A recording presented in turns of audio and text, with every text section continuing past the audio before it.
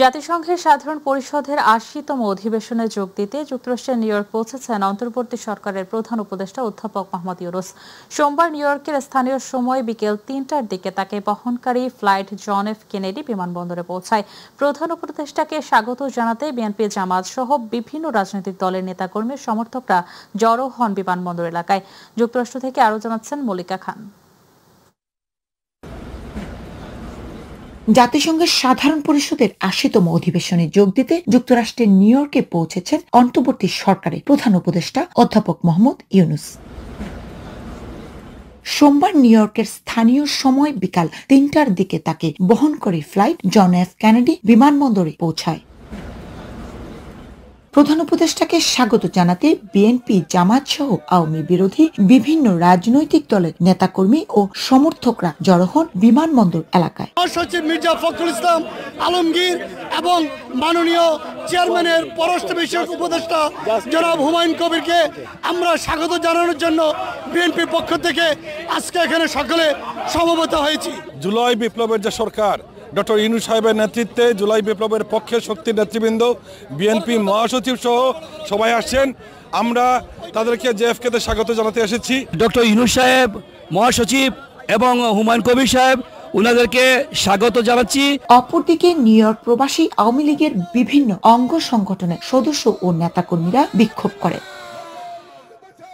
প্রধান উপদেষ্টা VIP protocol নিয়ে নিরাপদে বিমানবন্দর ত্যাগ করলেও এনসিপি সদস্য সচিব আক্তার হোসেনের উপর ডিম ছুড়ে আওয়ামী লীগের সদস্যরা। বিএনপির মহাসচিব জনাব ফখরুল ইসলাম আলমগীর সহ তার সাথে যারা রাজনৈতিক নেতৃবৃন্দ আছেন এবং অন্যান্য স্টেটের থেকে যারা যুক্তরাষ্ট্রে জাতিসংঘের অধিবেশনে যোগ দেওয়ার জন্য এসেছে, আমরা তাদেরকে সাদর সম্বোধন জানানোর জন্য দলমত নির্বিশেষে আজকে আমরা জেএফকে এয়ারপোর্টে এসেছি। এর আগে বিমানবন্দরে উভয় পক্ষের মারমুখী অবস্থানে আইন শৃঙ্খলা জোরদার করা হয়।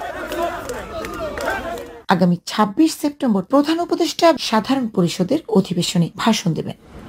উপদেষ্টাকে স্বাগত জানাতে বিমানবন্দরে অবস্থান নিয়েছেন বিএনপি জামায়াত সহ বিভিন্ন রাজনৈতিক দলের নেতাকর্মী ও সমর্থকরা। তারা বলছে দেশের বিরুদ্ধে যে কোনো ষড়যন্ত্র রুখে দিবে তারা।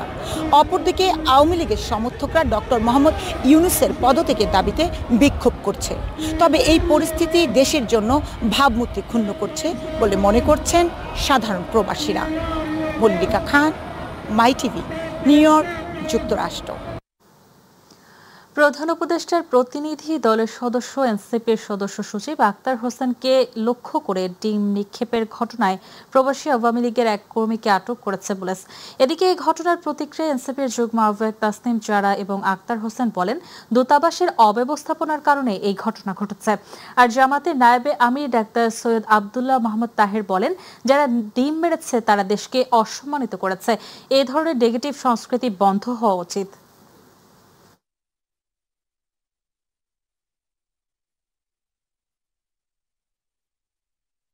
আমরা সেই প্রজন্ম যারা হাসিনার গুলির সামনে দাঁড়াতে আমরা ভয় পাই নাই। অতএব কারো ভাঙ্গা ডিমে আমাদের কিছু যায় আসে না। তাদের নিজের চেহারা আরো স্পষ্ট করছেন দেশে এবং বিদেশের মাটিতে।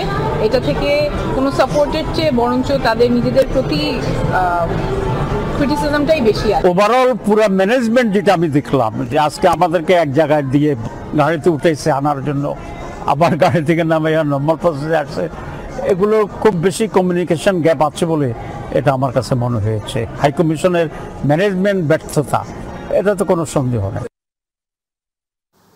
প্রধান উপদেষ্টা অধ্যাপক মোহাম্মদ ইউনূস বলেছেন, ফেব্রুয়ারির প্রথমার্ধে একটি অবাধ, সুষ্ঠু, শান্তিপূর্ণ সাধারণ নির্বাচন নিশ্চিত করার জন্য অন্তর্বর্তীকালীন সরকার ব্যাপক প্রস্তুতি নিচ্ছে।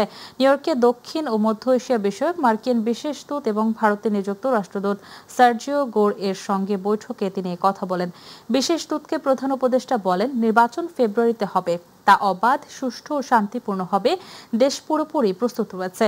বৈঠকে সার্জিও গোর প্রধান উপদেষ্টার নেতৃত্বের প্রশংসা করেন এবং যুক্তরাষ্ট্র বাংলাদেশের এই প্রচেষ্টায় সহায়তা অব্যাহত রাখবে বলে আশ্বাস দেন। বৈঠকে উভয় পক্ষ বাণিজ্য, দক্ষিণ এশীয় আঞ্চলিক সহযোগিতা, সার্কের পুনরুজ্জীবন, রোহিঙ্গা সংকট এবং ঢাকাকে লক্ষ্য করে বিভ্রান্তিকর তথ্যের বিস্তার সহ বিস্তৃত দ্বিপাক্ষিক এবং আঞ্চলিক বিষয় নিয়ে আলোচনা করেন। বন্দুকধারীর হামলায় বাংলাদেশি বংশোদ্ভূত মার্কিন পুলিশ কর্মকর্তা দিদারুল ইসলামের মৃত্যুতে তার পরিবারের প্রতি গভীর সমবেদনা জানিয়েছে প্রধান উপদেষ্টা প্রফেসর মোহাম্মদ ইউনূস। স্থানীয় সময় সোমবার রাতে নিউ ইয়র্কের একটি হোটেলে প্রধান উপদেষ্টার সঙ্গে সাক্ষাৎ করেছেন দিদারুল ইসলামের পরিবারের সদস্যরা। এ সময় দিদারুল ইসলামের প্রতি সম্মাননা স্বরূপ পরিবারের সদস্যদের হাতে একটি ক্রেস্ট তুলে দেন প্রধান উপদেষ্টা। এ সময় উপস্থিত ছিলেন দিদারুল ইসলামের বাবা মোহাম্মদ আব্দুর রব, মা মিনারা বেগম, দুই ছেলে আয়হান ইসলাম ও আজহান ইসলাম, ভাই কামরুল হাসান, ভাইয়ের ছেলে আদিয়ান হাসান, বোন নাদিমা বেগম এবং চাচা আহমেদ জামাল উদ্দিন। দিদারুল ইসলাম নিউ ইয়র্ক পুলিশের একজন দায়িত্বশীল ও প্রশংসিত কর্মকর্তা ছিলেন। তিনি 2021 সালে পুলিশ বিভাগে যোগ দেন।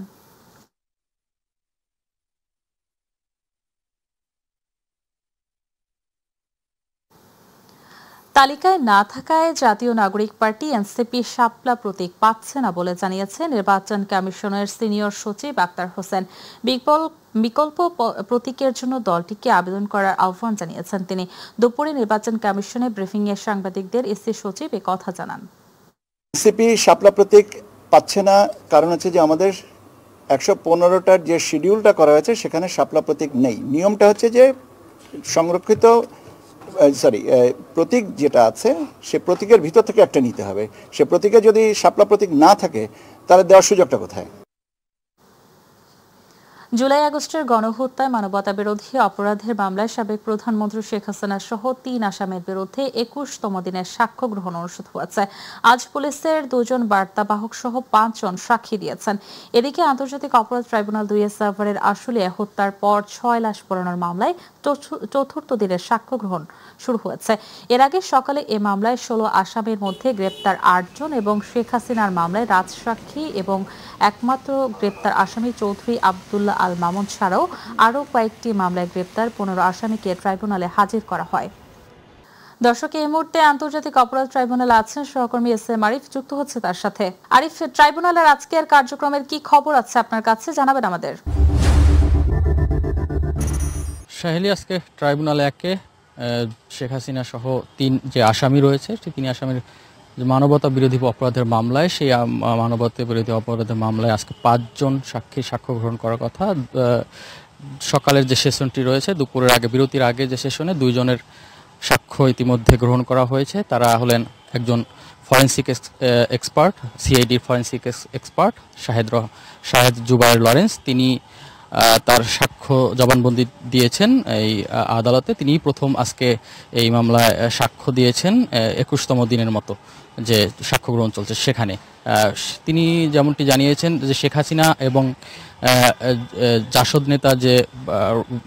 নেতা রয়েছেন তার যে কথোপকথন, সেই কথোপকথনের বিষয়টি আসলে তিনি নিশ্চিত করেছেন আদালতে। তিনি বলেছেন যে এই যে কথোপকথনটি হয়েছে এটি সত্যি কথোপকথন এবং তিনি তার ফরেন্সিক যে ল্যাবে সেখানে পরীক্ষা নিরীক্ষা করে জাসদ নেতা ইনু এবং সাবেক প্রধানমন্ত্রী শেখ হাসিনা তাদের যে কথোপকথন সেটি নিশ্চিত করেছেন। তারা সেখানে কিন্তু বলেছিলেন যে শেখ হাসিনা এই নির্দেশনার কথা সেই কথোপকথনে রয়েছে যে এই সাধারণ যে জনগণ বা সাধারণ যে ছাত্রছাত্রীরা রয়েছে আন্দোলন করতেছিলেন তাদের উপরে মারণাস্ত্র ব্যবহার, বোম্বিং, উপর থেকে যেটি হেলিকপ্টার থেকে বোম্বিং, এই কথোপকথন কিন্তু সেই সাবেক প্রধানমন্ত্রী এবং জাসদ নেতা ইনুর কথোপকথনে রয়েছে এবং সেটি নিশ্চিত করেছেন যে এটি তাদের এই কথোপকথন এবং ল্যাবে পরীক্ষা করা হয়েছে। এবং তিনি বলেছেন যে এটি পরীক্ষা করার জন্য জাসদ নেতার যে কণ্ঠ সেটি আসলে তাকে যে আটক রাখা হয়েছে সেখান থেকে আসলে নেওয়া হয়েছে এবং প্রধানমন্ত্রী শেখ হাসিনার যে কণ্ঠ সেটি আসলে বিভিন্ন যে বিটিভি সহ বিভিন্ন গণমাধ্যমের যে বক্তব্য সেই বক্তব্য থেকে তার কথোপকথনগুলো নিশ্চিত করা হয়েছে এই ফরেন্সিক টেস্টে। তিনি এটি জানিয়েছেন এবং এই তার এই কথোপকথনের বিরুদ্ধে কিন্তু জেরা করেছেন আসামিপক্ষের আইনজীবী। তিনি যেমনটি জানিয়েছেন এটি এআই দিয়েও হতে পারে তিনি বলেছিলেন, তবে এটি আসলে সত্য নয় বলে ফরেন্সিক যে এক্সপার্ট লরেন্স তিনি জানিয়েছেন এবং তিনি বলেছেন যে তিনি সব কিছু ফরেন্সিকে তথ্য প্রমাণের নিয়েই তিনি এটি আসলে নিশ্চিত করেছেন এই তথ্যটা। আরেকটি বিষয়, দ্বিতীয় যে সাক্ষী আজকে দিয়েছেন তিনি হলেন একজন ডিবি হেডকোয়ার্টারের একজন ওয়্যারলেস কর্মকর্তা। তিনি তার নাম এএসআই কামরুল ইসলাম তিনি আসলে সাক্ষী দিয়েছেন। তিনি বলেছিলেন যে 17 জুলাই ডিএমপি সাবেক যে ডিএমপি কমিশনার রয়েছে হাবিবুর রহমান তিনি নির্দেশনা দিয়েছিলেন, তার মাধ্যমে নির্দেশনা আসে যে এই সাধারণ যে ছাত্রছাত্রী আন্দোলন সেই আন্দোলনের উপরে সর্বোচ্চ বল প্রয়োগ এবং আমরা যে অডিও বার্তাটিও সেখানে ছিল সেই অডিও বার্তাতে আসলে দুজনের কথোপকথন কিন্তু আমরা শুনতে পেয়েছি। সেখানে বলা হয়েছিল যে সর্বোচ্চ বল প্রয়োগ তিনি করতে বলেছেন এবং অবস্থান বুঝে ব্যবস্থা সেটি নেওয়ার কথা বলেছে এবং গুলি করার যে কথা তিনি বলেছেন যে যদি প্রয়োজন হয় সেখানে পায়ের কোমরের নিচে হাঁটু গেড়ে গুলি করার কিন্তু অডিও বার্তায় তার শোনা গেছে এবং এটি আসলে কামরুল ইসলাম তার জবানবন্দিতে বলেছেন গুলি করার কথা বলেছেন এবং তিনি চাইনিজ রাইফেলের কথা বলেছেন। চাইনিজ রাইফেল দিয়ে গুলি করার নির্দেশ দেওয়া হয়েছিল, তবে আমরা যে অডিও বার্তা আছে সেটিতে আসলে সেটি স্পষ্ট শোনা যায়নি। সেটি আসলে আমরা যে প্রসিকিউশন পক্ষ আছে মিজানুল ইসলাম তিনি কথা বলেছেন, তার কাছে আমরা সেই প্রশ্নটি রেখেছিলাম। তিনি বলেছেন এটি আদালতের বিষয়, পরে এটি নিয়ে আর্গুমেন্ট হতে পারে যে বিষয়টি চাইনিজ রাইফেলের কথা উঠে এসেছে। আরও 3 জন সাক্ষী আজকে সাক্ষ্য দেওয়ার কথা, সেখানে আরও একজন ডিএমপির ও ওয়্যারলেস কর্মকর্তা রয়েছেন, বাকি 2 জন আইন শৃঙ্খলা বাহিনী রয়েছে, তাদের সাক্ষ্য আজকে নেওয়া হবে এবং আজকে ট্রাইব্যুনাল আগে আরও কয়েকটি মামলা ছিল, তার মধ্যে একটি উত্তরার যে হত্যা মামলা সেখানে 21 জন আসামি রয়েছেন। সেই মামলায় 1 মাসের জন্য তদন্ত শেষ করার জন্য 1 মাস সময় দেওয়া হয়েছে এবং ট্রাইব্যুনাল 2 আরেকটি মামলা যে সাক্ষ্য সেটি চলমান রয়েছে। সেই মামলাটি হলো আশুলিয়ায় যে 6 লাশ পোড়ানো, সেই আশুলিয়ায় 6 লাশ পোড়ানোর মামলায় সাক্ষ্য গ্রহণ চলছে। ইতিমধ্যে 5ম সাক্ষ্য তিনি সাক্ষ্য দিয়েছেন একজন শহীদের পিতা এবং 6ষ্ঠ সাক্ষী কিন্তু সাক্ষ্য গ্রহণ চলছে, তিনি একজন আই উইটনেস। তো এই ছিল আসলে আমার কাছে এখান থেকে সর্বশেষ। আরিফ, আপনাকে ধন্যবাদ। দর্শক, আমাদের সাথে যুক্ত ছিলেন আমাদের সহকর্মী এসএম আরিফ, জানাচ্ছিলেন আন্তর্জাতিক অপরাধ ট্রাইব্যুনাল থেকে সেখানকার সবশেষ পরিস্থিতি। চলে যাচ্ছে পরবর্তী সংবাদে। রাজশাহী বিশ্ববিদ্যালয়ে 3য় দিনের মতো চলছে পূর্ণাঙ্গ শাটডাউন কর্মসূচি। আজ মঙ্গলবার সকাল 9টা থেকে এই কর্মসূচি শুরু হয়। এর অংশ হিসেবে প্রশাসন, একাডেমিক ভবন সহ বিভিন্ন দপ্তরে তালা খোলা হয়নি। শিক্ষার্থীদের আনাগোনা নেই বলে চলে পোষ্য কোটা ইস্যুতে বিশ্ববিদ্যালয়ের সহ উপাচার্য, প্রক্টর সহ অন্যান্য শিক্ষক কর্মকর্তাকে লাঞ্ছিত করার অভিযোগে এই কর্মসূচি পালন করছেন শিক্ষক কর্মকর্তা কর্মচারীরা। আজ সকাল 9টার পর থেকে প্রশাসন ভবনের পশ্চিম পাশে লিচুতলায় চেয়ার পেতে বসতে শুরু করেন কর্মবিরতিতে যাওয়া কর্মকর্তা কর্মচারীরা। এদিকে বিশ্ববিদ্যালয় কেন্দ্রীয় গ্রন্থাগারের পাঠকক্ষ খোলার দাবিতে প্রশাসন ভবনের সামনে অবস্থান কর্মসূচি পালন করছেন একদল শিক্ষার্থী ও চাকরি প্রত্যাশী। সকাল 8টায় পাঠকক্ষ খোলার কথা থাকলেও তাদের দাবির মুখে 9:30টায় কক্ষ খুলে দেওয়া হয়।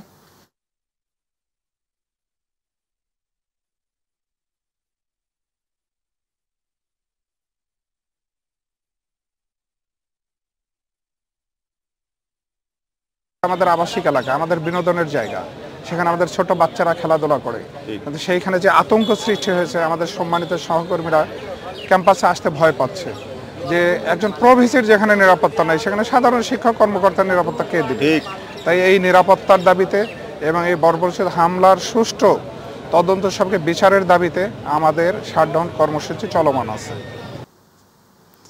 বিএনপির স্থায়ী কমিটির সদস্য সেলিমা রহমান বলেছেন, পিআর পদ্ধতির কথা বলে নির্বাচনকে পিছিয়ে দেওয়ার জন্য ৭১-এর পরাজিত শক্তি ষড়যন্ত্র করছে। পিআরের মাধ্যমে ফ্যাসিজমকে ফিরিয়ে আনার চেষ্টা চলছে, কিন্তু নির্বাচন হবেই। আর দলের সিনিয়র যুগ্ম মহাসচিব রুহুল কবির রিজভী বলেন, সরকার যতই নির্বাচনের দিকে এগিয়ে যাচ্ছে ততই একটি মহল ষড়যন্ত্র করছে। তারা পতিত ফ্যাসিবাদের সহায়তায় রাজনৈতিক ফায়দা হাসিলের চেষ্টা করছে। ইউসুফ আলীর রিপোর্ট।